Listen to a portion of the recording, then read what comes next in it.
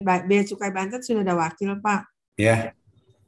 Dari pajak, dari pajak komplit ya Bapak, maaf. Ya. DJKN belum kelihatan. Dari Bea Cukai ada Rapim sepertinya, Pak. Jadi diwakilkan oleh fungsional. Oh gitu. Nanti mungkin jam 10 aja Pak, kita mulai. Jam 10? Ya. Kita lagi. Ya, oke. Siap.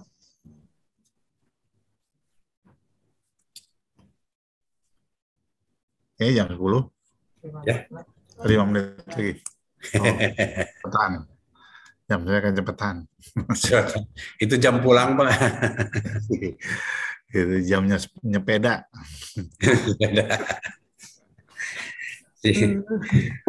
Pak Yo suka goes itu Pak. Suka. Sekali-kali di Garut Pak.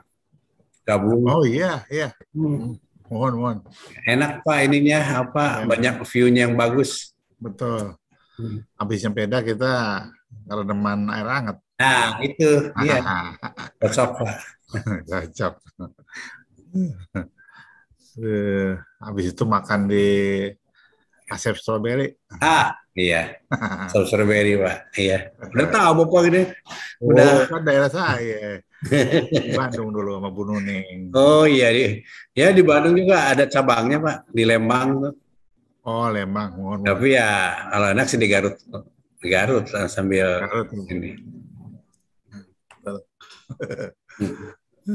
Kalau ada ininya Pak, udaranya Pak lebih mantap udaranya di Garut. Udaranya.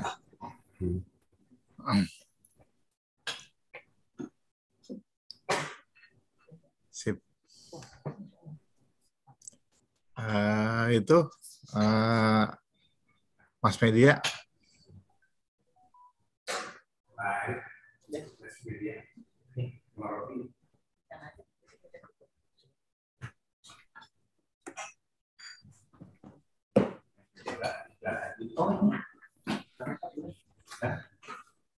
Yang 2 jam. Ini apa ini? Ini.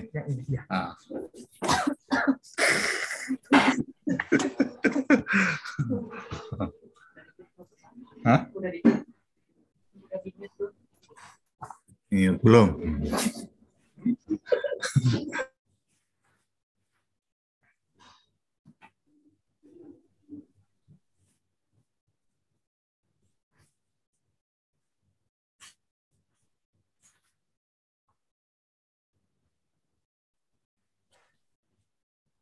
Silakan Bu Lia. Bu Lia pakai MC nggak? Silakan untuk Pak mulai. Adik, Pak Yoyo, Bapak Ibu semuanya, maaf. Backgroundnya sebentar lagi dirapihin dulu backgroundnya. Iya, makasih Bu. Kumaha Bu Nening sehat? Alhamdulillah Pak Yoyo lebak Pak Yoyo lebak. Stop. Alhamdulillah.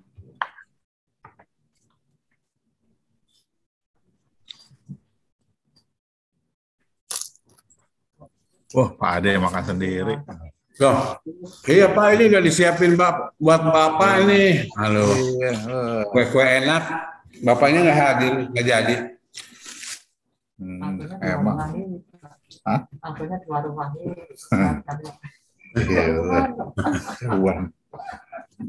Jadinya dimakan sendiri, Pak.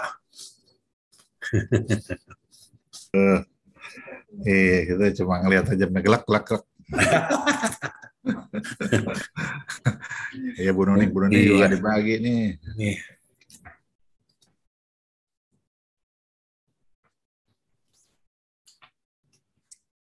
Selamat pagi Bapak Ibu sekalian. Mohon izin untuk memulai acara pada pagi hari ini.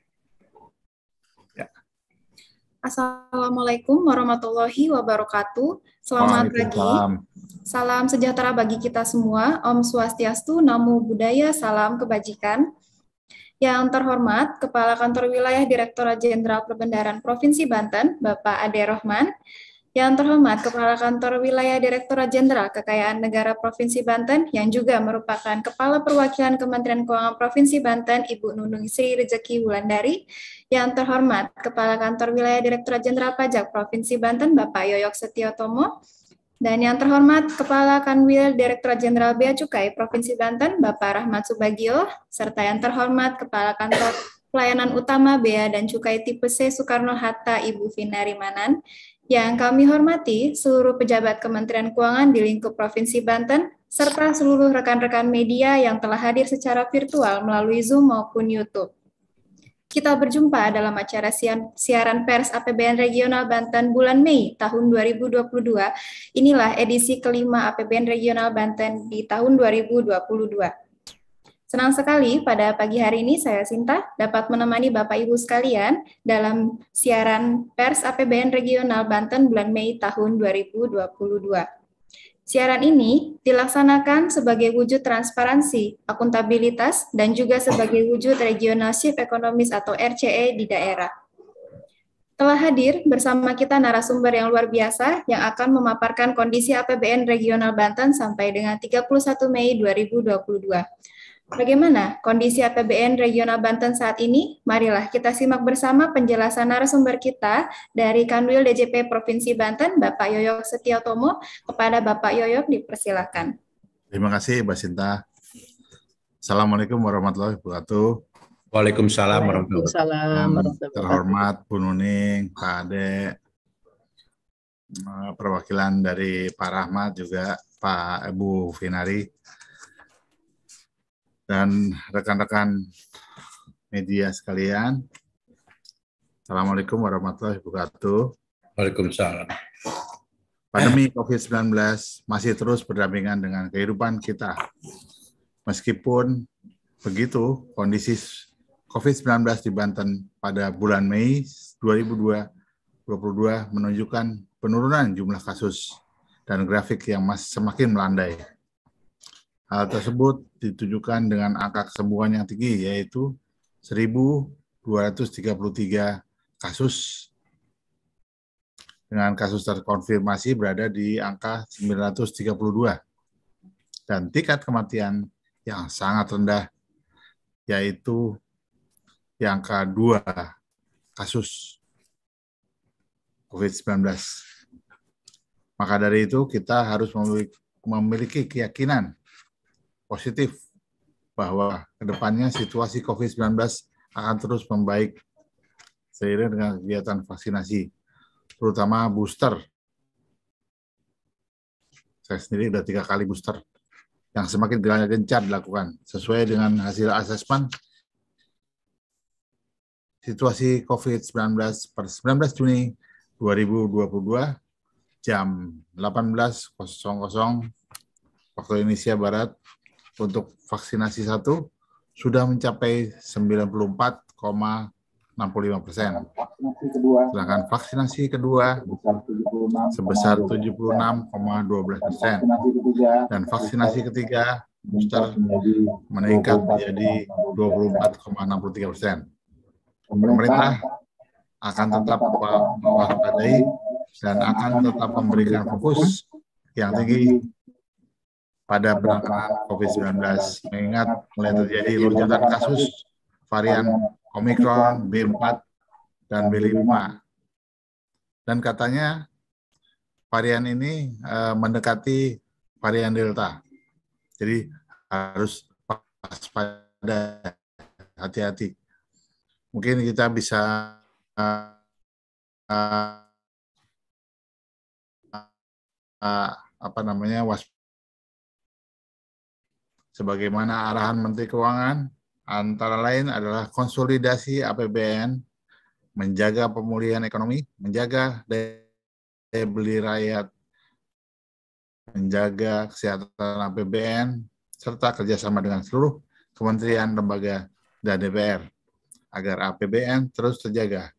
Juga akan selalu mewaspadai eskalasi risiko global yang masih berlanjut akibat konflik geopolitik yang menimbulkan downside risk terhadap prospek perekonomian di tahun 2022. Harga komoditi global masih mengalami peningkatan dan memberi tekanan pada inflasi domestik di berbagai negara, termasuk Indonesia.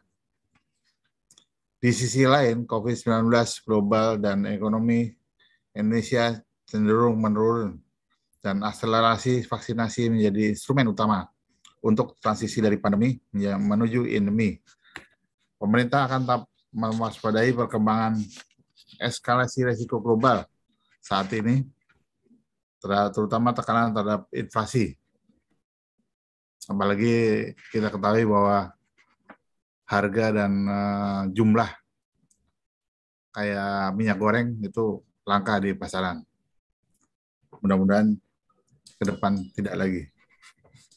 Untuk Banten, sesuai publikasi BPS, pertumbuhan ekonomi pada triwulan 1 2022 tercatat 4,97% year on year, dan tingkat inflasi masih bisa terkendali. Indikator kesejahteraan masyarakat juga mengalami perbaikan. Tingkat pengangguran terbuka periode Februari 2022 menunjukkan penurunan dibanding periode yang sama tahun sebelumnya. Meskipun masih di atas nasional dan merupakan TPT atau tingkat pengangguran terbuka tertinggi dibanding provinsi lain di Indonesia.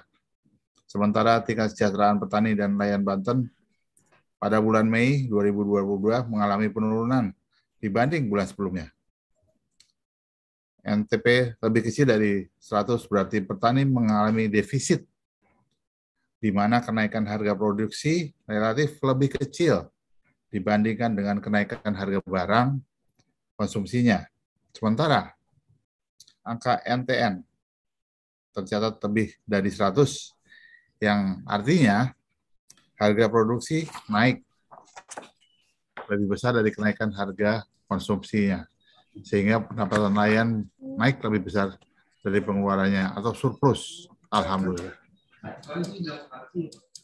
Sampai dengan akhir bulan Mei 2022, APBN sisi pendapatan negara mencatat realisasi sebesar 34,04 triliun atau 52,91% dari target pada APBN 2022.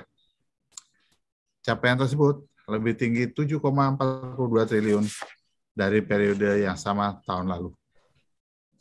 Secara nominal, komponen pendapatan yang bersumber dari perpajakan mencapai 32,97 triliun dan realisasi penerimaan negara bukan pajak atau PNBP mencapai 1,06 triliun. Berdasarkan pertumbuhannya, penerimaan perpajakan tumbuh sebesar 28,01% year on year, sementara PNBP tumbuh sebesar 24,44% year on year. Kemudian, capaian masing-masing komponen pendapatan negara dan perpajakan dan PNBP terhadap target pada APBN 2022 berturut-turut sebesar 52,88% dan 53,79%.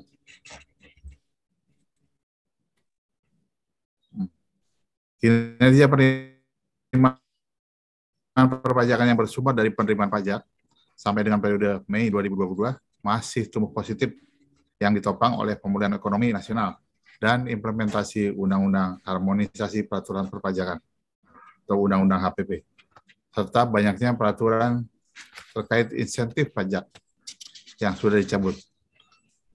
Penerimaan pajak per 31 Mei 2022 mencatat realisasi sebesar 28,09 triliun atau mencapai 53,16% dari target APBN 2022. Realisasi penerimaan pajak tersebut tumbuh 27,49% secara year on year. Secara nominal, capaian penerimaan pajak didominasi oleh pajak pertambahan nilai dan pajak penjualan atas barang mewah, PPN dan PPNBM, di mana kontribusinya terhadap total penerimaan pajak sebesar 50,89%. PPh pasal 21 tumbuh atas setoran PPh dari pemberian THR kepada pegawai. Selain itu, serapan tenaga kerja ini yang bertambah sejalan dengan pemulihan ekonomi juga mempengaruhi peningkatan penerimaan PPh pasal 21. PPh, bagaimana dengan PPh pasal 22? PPh pasal 22 impor tumbuh tinggi karena perpanjangan insentif pajak di tahun 2022. PPh badan tumbuh tinggi karena mulai membaiknya kinerja korporasi serta setelah mengalami tekanan pandemi COVID-19. Selain itu, pertumbuhan juga terjadi karena adanya dinamisasi PPh pasal 25 yang dilakukan sejak triwulan 3 tahun 2021 serta adanya setoran PPh pasal 29 badan. Pertumbuhan PPh final tahun 2022 ditopang oleh program pengungkapan sukarela PPS yang mulai berlaku pada Januari 2022. PPN dan PPN impor mengalami kenaikan disebabkan oleh kenaikan tarif PPN yang naik menjadi 11%, dari 10% jadi 11%, yang berlaku mulai tanggal 1 April 2022. Terlihat dari setoran pada bulan Mei 2022 sebesar 3,57 triliun yang tumbuh sebesar 41,34% dibandingkan dengan setoran pada Mei 2021 sebesar 2,52 triliun. Jadi terlihat bahwa kebijakan pemerintah tentang pemberian insentif perpajakan terhadap sektor usaha mengalami dampak yang bagus bagi pertumbuhan ekonomi di Indonesia. Penerimaan dari sektoral secara kumulatif sampai tanggal 31 Mei 2022 mayoritas tumbuh positif, di mana sektor dengan kontribusi terbesar dalam penerimaan pajak adalah sektor industri pengolahan yang mencapai 41,79%. Nah ini saya beberapa waktu yang lalu juga mengunjungi pabrik pengolahan baja dan mereka melaporkan tingkat pertumbuhan penerimaan yang positif dari sekitar 1-2 triliun sampai akan meningkat menjadi mungkin 3 atau 4 triliun setahun. Peranan Dirjen Pajak dalam kebijakan pada tahun 2022 dengan memberikan beberapa kebijakan insentif pada tahun 2022. Insentif yang dimaksud antara lain melalui Peraturan Menteri Keuangan Nomor 3 PMK.03/2022 berupa 1. Pembebasan pasal 22 impor kepada wajib pajak klasifikasi 8 usaha tertentu yang mendapat fasilitas insentif pembebasan pasal 22 impor. Kemudian pengurangan besaran angsuran pasal 25 sebesar 50% dari besaran angsuran PPh pasal 25 yang seharusnya terutang pada wajib pajak klasifikasi 8 usaha tertentu yang mendapat fasilitas insentif pengurangan pasal 2 PPh pasal 25. Kemudian PPh final jasa konstruksi ditanggung pemerintah atau DTP atas penghasilan yang diterima atau diperoleh wajib pajak penerima program percepatan peningkatan tata guna air irigasi atau P3TGAI. Jangka waktu pemberian insentif adalah sampai dengan masa pajak Juni 2022. Jadi sejalan dengan pemberian fasilitas kita tentang PPS ya, akhir Juni juga. Kemudian PMK 6 PMK.0110/2022 berupa PPN atas penyerahan rumah tapak dan satuan rumah susun yang memenuhi persyaratan ditanggung pemerintah atau DTP.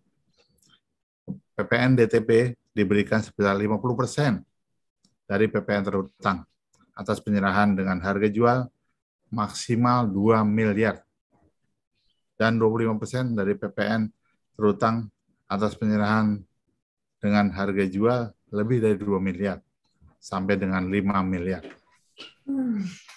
Yang terakhir, insentif diberikan untuk penyerahan yang dilakukan oleh pada masa pajak Januari sampai dengan September 2022. Nomor 3, PMK 5/PMK-010/2022 berupa PPNBM yang terutang atas penyerahan kendaraan bermotor tertentu ditanggung pemerintah. Jadi kayak Pak Ade, nanti setelah pensiun silakan beli mobil LGCC ya. ada insentifnya. Ya, Pak Yoyo, saya nanti beli 3, Pak. Siap. Kemudian kendaraan bermotor yang mendapat fasilitas PPNBM DTP meliputi kendaraan yang termasuk program kendaraan bermotor roda 4 hemat energi dan harga terjangkau. Nah, maksudnya tenaga listrik gitu kan. Sekarang modelnya kan begitu. Kendaraan bermotor angkutan orang untuk pengangkutan kurang dari 10 orang, termasuk pengemudi untuk semua kapasitas isi silinder sampai dengan 1.500 cc dengan syarat tertentu. Kemudian besaran pemberian insentif berkisar antara 33,3% sampai dengan 100% dari PPNBM terutang tergantung pada masa pajaknya.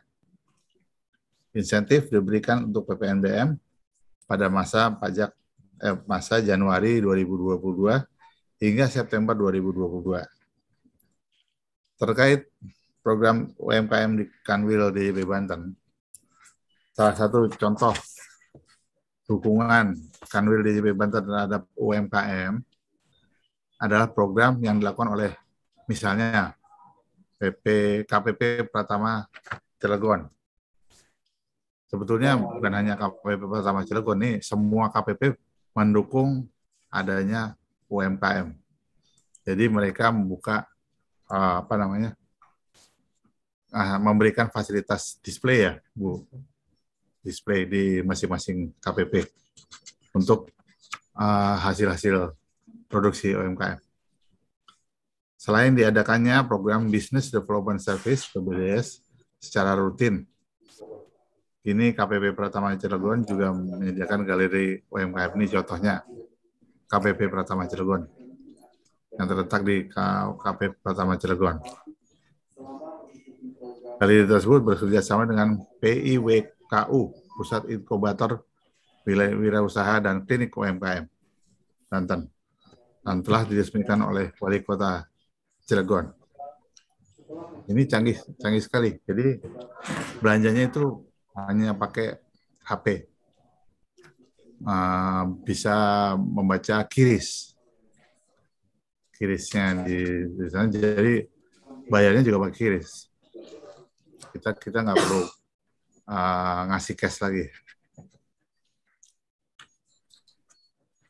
Terus selain itu KPP Pratama Cilegon insentif berdiskusi dengan UMKM, bahkan mempertemukan pelaku usaha dengan badan usaha milik negara BUMN dalam upaya mendorong pengembangan UMKM dengan membantu pemasaran produk-produk UMKM.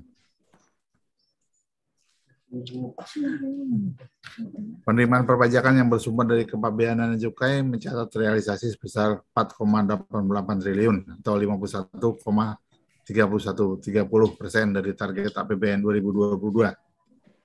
Realisasi penerimaan bea dan cukai tersebut tumbuh 22,15% secara year on year. Realisasi tersebut didorong oleh kinerja positif dari seluruh komponen penerimaan. Dari penerimaan bea masuk tercatat tumbuh sebesar 21,74%. Ini dipengaruhi oleh kinerja impor nasional, terutama barang konsumsi dan kebutuhan bahan baku atau bahan penolong kebutuhan industri raw sugar. Kinerja bea masuk juga didorong oleh aktivitas impor barang konsumsi, barang modal, logam mulia, besi dan baja, serta minyak mentah. Dari cukai, pertumbuhan sebesar 19,66% dipengaruhi oleh implementasi kebijakan atau pelunasan cukai dan pengawasan di bidang cukai, serta kebijakan relaksasi pembukaan daerah tujuan wisata.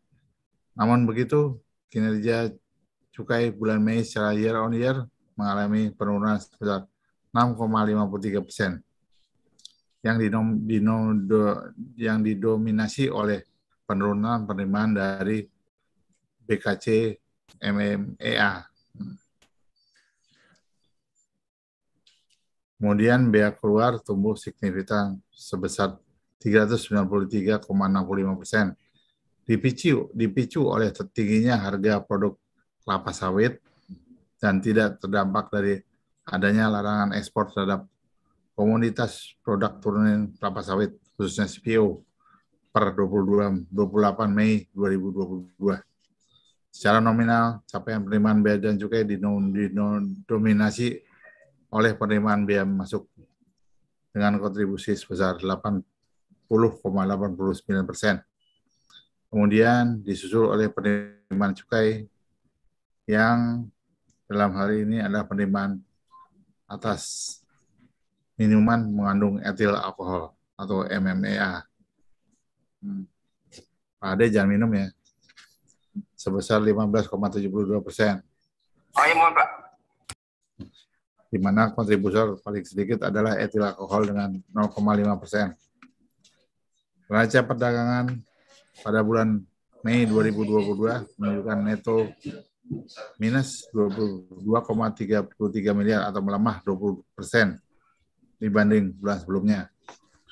Penurunan neto neraca perdagangan bulan Mei 2022 disebabkan oleh penurunan ekspor barang industri, barang perhiasan dari logam mulia untuk keperluan pribadi, industri pesawat terbang. Nah ini nih, industri barang, penurunan eksportasi barang industri, barang perhiasan dari logam mulia.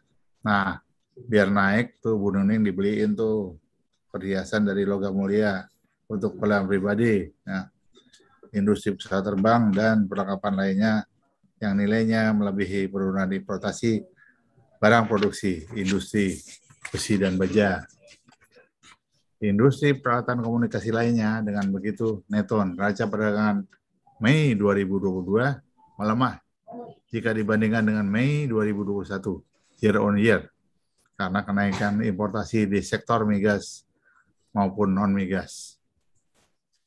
Peran Ditjen Bea Cukai Banten dalam rangka penanggulangan COVID-19 dengan memberikan fasilitas berupa insentif fiskal impor alkes, insentif fiskal impor vaksin. Join aja, Bi. Bocor. Mau apa-apa.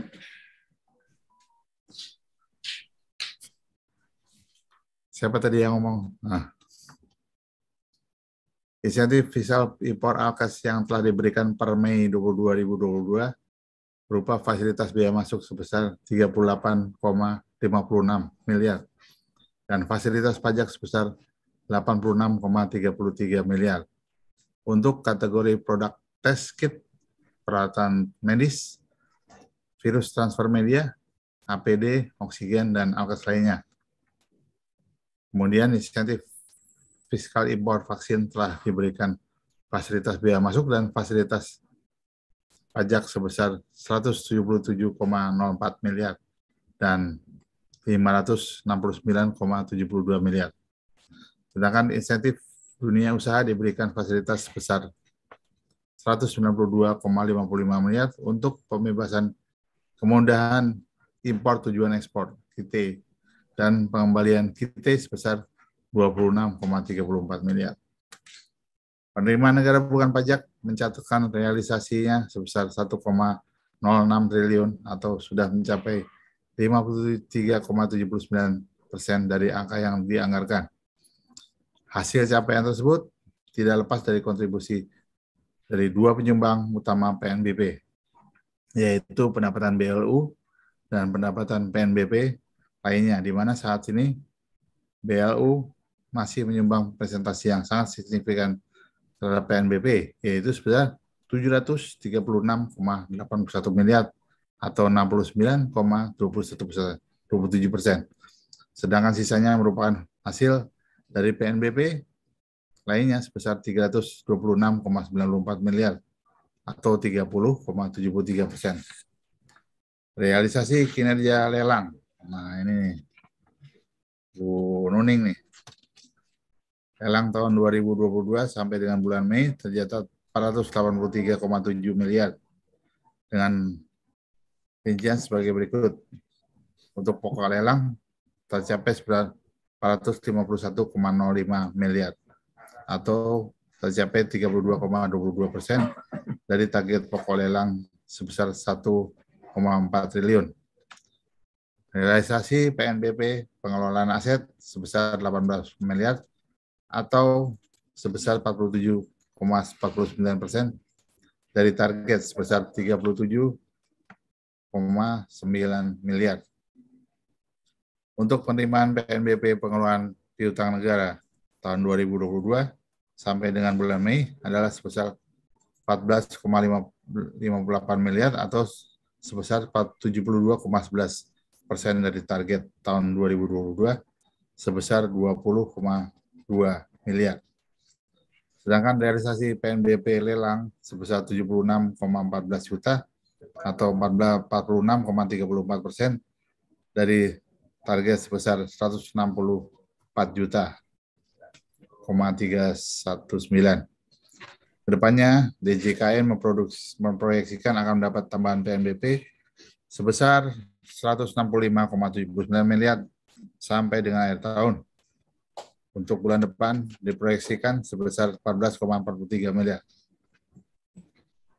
Selain capaian kinerja di atas, DJKN melalui Lembaga Manajemen Aset Negara Halaman dalam mendukung proyek strategis diberikan penugasan untuk melakukan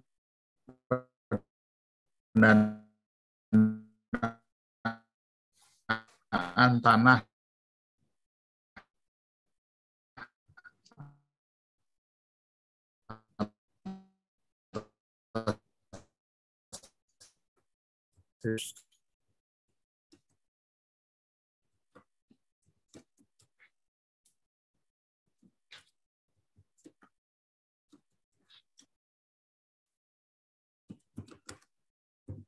Pak Yoyo suaranya nggak keluar. Iya, Pak Yoyo kayaknya putus apa gimana tuh? Kuotanya habis kali Bu. Pak Yoyo?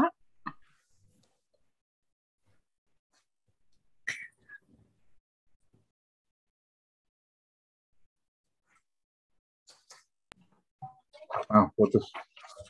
Iya Pak Yoyo. Kemudian DJKN juga membuat pojok SMV yang mana merupakan bentuk kolaborasi antara Special Mission Vehicle Kementerian Keuangan, khususnya BUMN yang berada di bawah pembinaan dan pengawasan DJKN, serta DJKN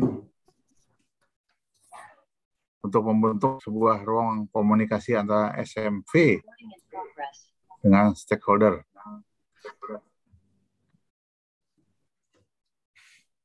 Di daerah melalui representasi Kanwil Wilayah DJKN. Untuk pihak yang bertanggung jawab adalah Kanwil DJKN Banten. Terdapat 5 SMV yang termasuk dalamnya yaitu PT Penjamin Infrastruktur Indonesia atau LPI. Salah satu rencana kerja pojok SMV adalah menunjuk SMV Icon yang berperan sebagai spokesperson atau agen SMV dan akan melakukan kegiatan sosialisasi program-program SMV tersebut kepada pemerintah daerah, perbankan, lembaga pembiayaan serta masyarakat. Realisasi belanja negara tahun anggaran 2022 sampai 31 Mei sebesar 8,91 triliun atau sekitar 34,68% dari yang dianggarkan, lebih rendah jika dibandingkan dengan periode yang sama tahun anggaran sebelumnya. Belanja negara terdiri dari belanja KL dan TKDD. Belanja KL dimanfaatkan terutama untuk pembayaran gaji dan tunjangan, pendanaan atas kegiatan operasional KL, dan program kegiatan KL untuk pengadaan belanja modal, serta penyaluran bansos seperti BLT, dana desa. Realisasi belanja KL sampai dengan Mei ini tercatat sudah lebih dari 2,9 triliun dan sudah terserap 29,47%. Dari keempat komponen belanja KL, belanja pegawai, belanja modal, bansos, sampai dengan Mei ini, belanja pegawai masih menjadi belanja terbanyak dengan nominal sebesar 1,41 triliun. Disusul belanja modal 362,2 miliar dan belanja sosial dengan 6,59 miliar. Kinerja penyerapan bulan-bulan berikutnya diharapkan semakin baik sejalan dengan akselerasi penyaluran bansos untuk penanganan ekstrim dan pelaksanaan berbagai program penanganan COVID-19 serta pemulihan ekonomi. Perlu kami sampaikan lagi mengenai Ibu Menteri Keuangan tentang 5 langkah strategis pelaksanaan anggaran tahun anggaran 2022 pada pimpinan KL. Antara lain, 1. Perbaikan perencanaan. 2. Percepatan pelaksanaan program kegiatan proyek. 3. Percepatan penanganan barang dan jasa, pengadaan barang jasa. 4. Percepatan penyaluran bansos.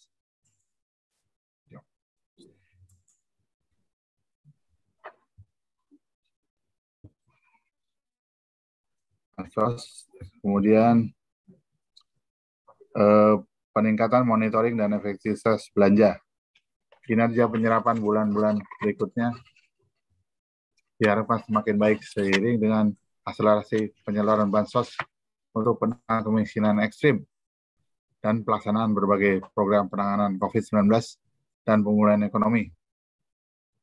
Selanjutnya, penyaluran TKDD di Banten sampai dengan akhir Mei 2022 mencapai 6,01 triliun atau sudah terserap 37,92%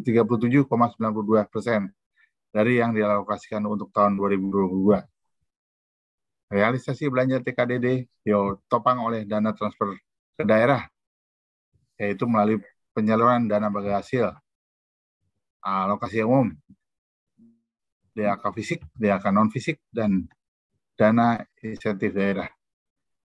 Dengan DAU menjadi objek salur paling tinggi, yaitu 3,95 triliun. Sementara itu penyaluran dana desa sudah membaik ditujukan dengan penyerapan yang sudah lebih dari 35%. Untuk memberikan kesimpulan, telah disebutkan di atas bahwa realisasi pendapatan yang diperoleh oleh APBN di Provinsi Banten adalah sebesar 34,04 triliun. Sementara belanja yang dikeluarkan adalah sebesar 8,91 triliun. Maka dapat kesimpulan bahwa sampai dengan bulan Mei 2022 di APBN Provinsi Banten terdapat surplus anggaran sebesar 25,13 triliun. Nah, bagaimana kinerja APBD Sebanten? Realisasi pendapatan APBD konsolidasi 9 Pemda Banten sampai dengan 31 Mei 2022 sebesar 12,51 triliun. Dengan penyumbang terbanyak adalah transfer ke daerah dan dana desa. Dengan proporsi 53,48% dari total realisasi pendapatan daerah. Proporsi TKDD yang sebesar itu terhadap total realisasi pendapatan daerah menunjukkan bahwa Provinsi Banten sudah sedikit demi sedikit mengurangi ketergantungan sektor pendapatannya dari dukungan dana dari pusat dan mulai mengoptimalisasikan pendapatan asli daerah atau PAD yang mereka miliki. Realisasi belanja APBD sampai dengan 31 Mei 2022 adalah sebesar 7,62 triliun. Didominasi oleh komponen belanja operasional dengan proporsi 88,85%. Serta sisanya berupa belanja modal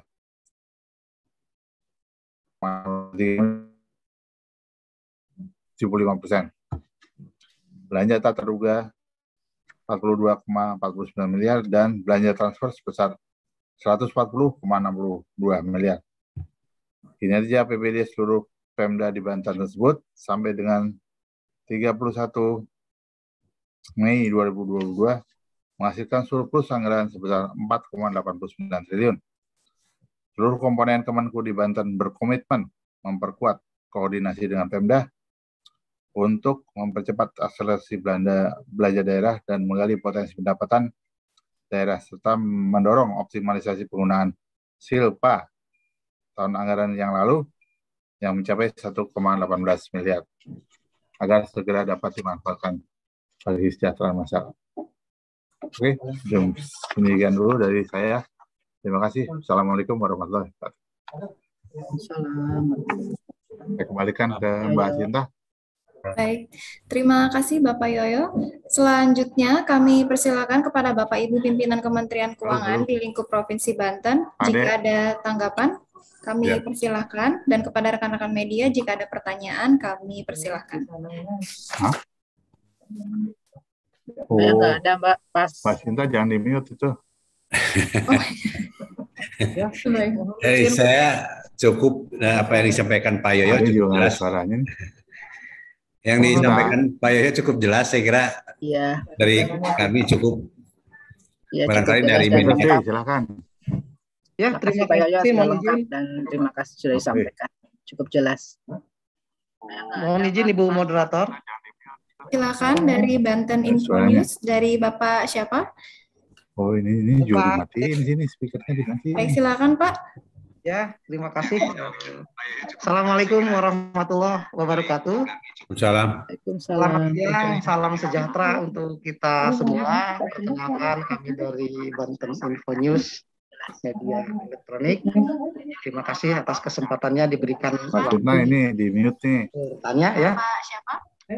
Bila kita menyimak pernyataan dari Ibu Menteri Keuangan ya, Ibu Sri Mulyani Indrawati mengungkapkan bahwa APBN kembali mencatatkan surplus ya sebesar 132,2 triliun pada Mei ini atau 0,74% terhadap itu ya. Kemudian pendapatan pajak juga tinggi, realisasi APBN juga tinggi. Namun bertolak belakang dengan kondisi dan realita kita pada saat ini ya, harga-harga sembako melambung, kemudian juga pengangguran di Banten ini masih terbilang tinggi untuk di provinsi kita ini. Nah, pertanyaannya, mengapa hal ini bisa terjadi ya? Mohon dijelaskan lebih lanjut. Demikian, terima kasih Bapak Ibu. Terima kasih, Pak. Sebelum dijawab, ada lagi yang ingin bertanya dari rekan-rekan media? Jika belum ada, langsung dijawab saja ya. Punten, pertanyaannya terkait tadi penerimaan naik, tapi tidak didukung dengan realitanya di lapangan. Ada minyak tadi yang susah untuk didapat. Punten dari perwakilan Kementerian Keuangan untuk menjawab, Pak Ade, mungkin bisa menjawab, Pak? Penerimaan. Atau dari Kanwil Pajak terkait penerimaan? Mungkin yang agak pas dari Bea Cukai ya, yang terkait dengan harga ini, harga sembako di lapangan. Namun mungkin saya hanya menambahkan sedikit aja dulu mungkin. APBN adalah realisasi APBN yang disampaikan Bu Menteri adalah APBN secara fiskal gitu kan. Secara fiskal terkait dengan penerimaan dan pendapatannya memang saat ini surplus gitu ya. Namun kenyataannya mungkin di lapangan ini harga sembako atau ini masih belum sesuai harapan atau masih tinggi. Mungkin faktor-faktor yang dapat menjelaskan mungkin dari Bea Cukai kayaknya Bu Kaper ya, mungkin. Kalau lihat dari ininya pasnya ini ya Bea Cukai betul. Tapi nggak ada salah, mungkin ada tadi terkait dengan penerimaan pajaknya dari yang lumayan tinggi, ya, pendapatan itu, kontribusi dari pajak juga besar. Mungkin bisa dulu sama Pak Yoyo, mungkin bisa disampaikan dulu. Maaf, tadi saya keganggu komunikasi, Bu. Bisa diulang lagi, Mbak Sinta? Oh, diulang lagi, Mbak Sinta. Baik, Pak Yoyo, tadi pertanyaannya dari Banten Info News bahwa penerimaan di Banten ini dari paparan tadi realisasinya lumayan tinggi, cuman tidak didukung dengan realitanya di lapangan. Contohnya tadi adalah minyak yang masih terkendala, gitu Pak. Kurang lebih garis besarnya. Sama harga sembako yang harga sembako tinggi. juga. Ya, itu saya juga prihatin. Tapi kan kita dari pajak cuma terkait dengan penerimaannya aja. Kita pembiayanya itu urusannya Pak Ade. Iya kan Pak Ade? Mungkin sedikit ini aja mau menambahkan saja Mbak. Silakan Bu Nuning. Pak, tadi Pak siapa lupa saya namanya? Pak. Mohon izin Pak dari Banten News, Bu. Info News. Banten News. Ya, terima kasih ya Pak. Pertanyaannya. Memang dari sisi pendapatan atau penerimaan kita meningkat dan lumayan tinggi dibandingkan tahun lalu. Terkait dengan fakta di lapangan itu pastinya perlunya kita terus-menerus koordinasi dengan pemerintah daerah, ya, karena kalau sudah di lapangan pastinya bukan pemerintah pusat lagi di sini yang berperan langsung, pastinya pemerintah daerah. Di mana tadi juga dijelaskan bagaimana dana desa dan dana-dana lain yang dialokasikan oleh pemerintah pusat itu seharusnya juga diberdayakan atau ditingkatkan penggunaannya ke masyarakat di mana daerah itu berada, seperti itu. Jadi saya dalam kesempatan ini juga kami dari pemerintah pusat di mana kantor perwakilan di wilayah Banten ini, Provinsi Banten ini terus-menerus mengingatkan kepada pemerintah daerah tidak hanya dari sisi bagaimana mereka mengalokasikan dana-dana yang sudah disampaikan, didistribusikan oleh pemerintah pusat, tapi juga mereka juga harus bisa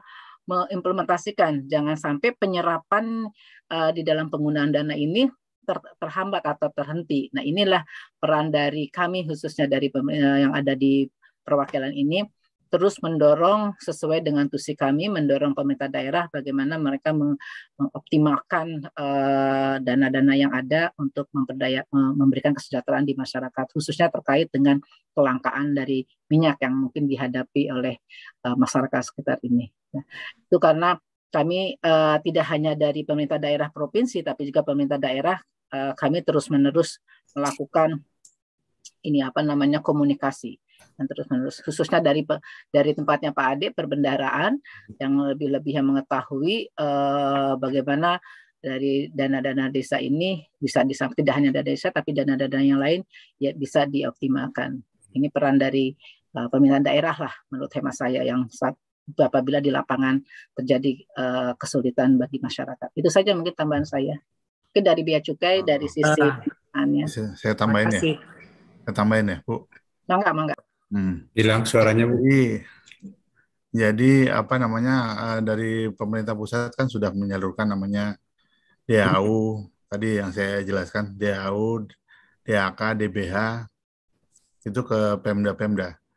Jadi kita seperti Bu Nuning bilang, kita memang wajib mengingatkan teman-teman Pemda itu supaya berkoordinasi, mungkin dia dengan pemerintah pusat ya, dengan direktorat-direktorat kementerian-kementerian lain ya, selain Kementerian Keuangan, untuk pengadaan minyak goreng misalnya, kemudian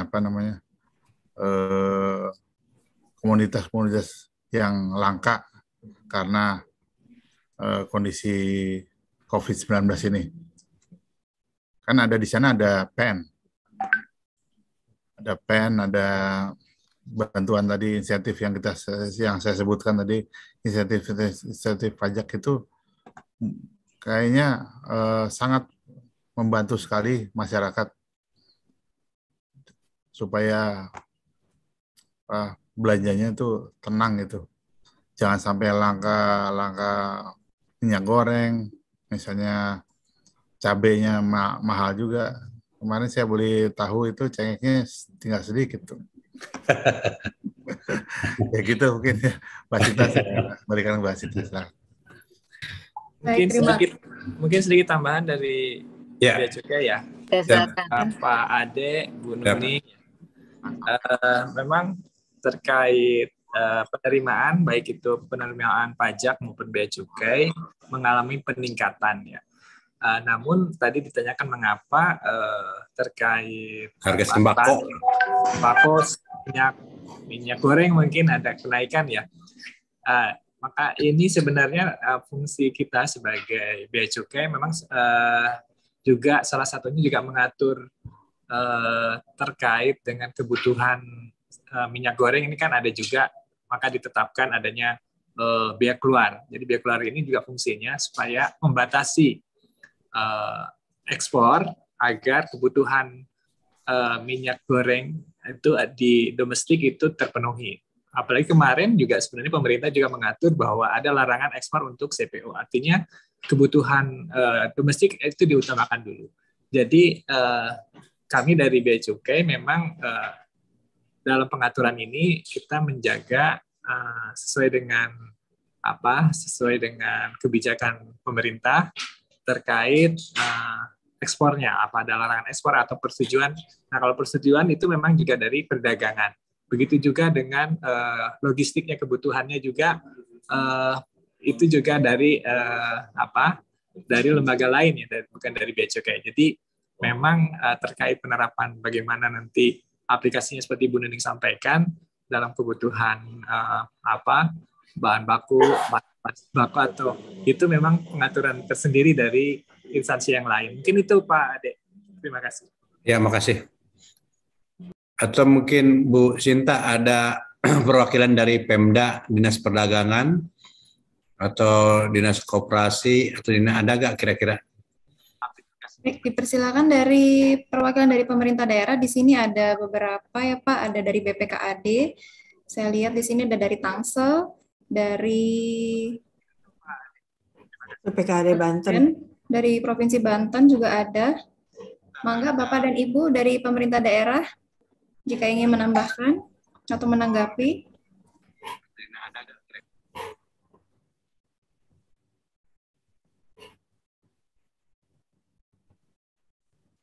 Sepertinya belum ada ini Pak. Ya, itu sebetulnya yang pas gitu kan bisa menjawab dari Dinas Perdagangan ataupun Dinas Koperasi. Karena terkait dengan harga sembako ya secara ini permasalahannya kan tergantung dari supply and demand-nya gitu kan.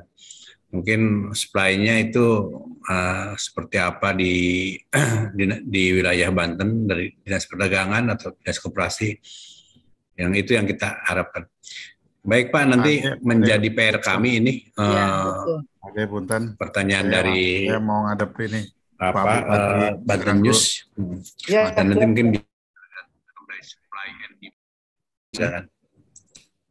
Ya, kalau saya makasih Pak Ade, saya juga saya pikir ya perwakilan ke depan kita lebih intens juga dengan terdengar ya suara saya ya Mbak Sinta jelas. Dengar Bu. Pak dari Banten Info News ini terima kasih juga menjadi masukan kami ya. Memang kami selama ini kita seperti yang ditayangkan yang selama ini kita paparkan. Namun ini menjadi masukan kami bahwa ke depan kami kiranya juga bisa mengetahui di lapangan persisnya pemerintah daerah dalam hal penyerapan atau penggunaan dananya itu untuk digunakan untuk apa saja, khususnya untuk kesejahteraan di masyarakat di mana wilayah itu. Jadi kita ke depan akan melakukan seperti itu. Terima kasih Pak dari Banten Info News. Ya, siap. Baik, terima kasih Bapak Ibu sekalian. Saya mohon pamit soalnya sedang di tempatnya Pak Bupati Tangerang. Saya mau ngadep ya. Makasih ya. Silakan Pak. Nuhun Pak Yoyo. Kita lanjutkan aja Pak Ade. Enggak. Baik. Terima kasih Pak Yoyo. Dari Banten Info News, terima kasih atas pertanyaannya. Untuk rekan-rekan media yang lain, dipersilakan apabila masih ada yang ingin ditanyakan.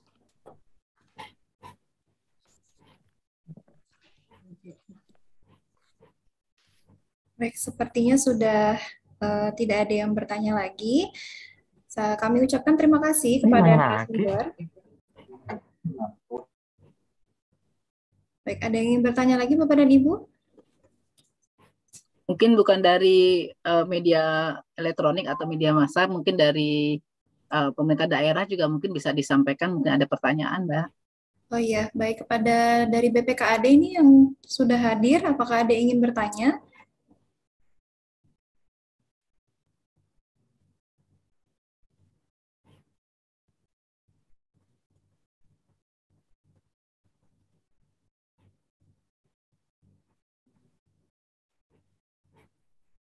Sepertinya sudah tidak ada.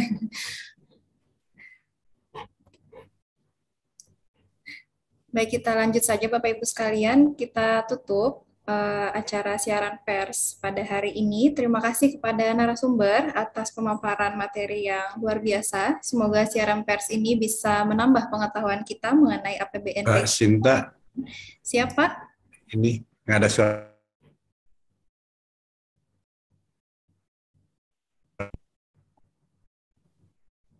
Ya, bagaimana Pak? Nggak ada suaranya. Oh iya. Bagaimana Pak? Sudah terdengar Pak? Sudah, saya sudah. Ya, sudah. Oh iya, baiklah. Baiklah, ini selanjutnya kita foto bersama terkait dengan siaran pers kita pada hari ini. Foto bersama akan saya pimpin. Mohon izin kepada Bapak Ibu sekalian untuk mengaktifkan kameranya. Baik, saya hitung. 1, 2, 3. Baik, sekali lagi. 1, 2, 3. Baik, terima kasih Bapak Ibu sekalian. Hadirin yang kami hormati, terima kasih telah menyimak siaran ini. Dengan demikian, berakhir sudah acara kita pada hari ini. Saya Sinta, pamit undur diri. Sampai jumpa di siaran pers berikutnya. Tetap jaga kesehatan dan tetap laksanakan protokol kesehatan. Assalamualaikum warahmatullahi wabarakatuh.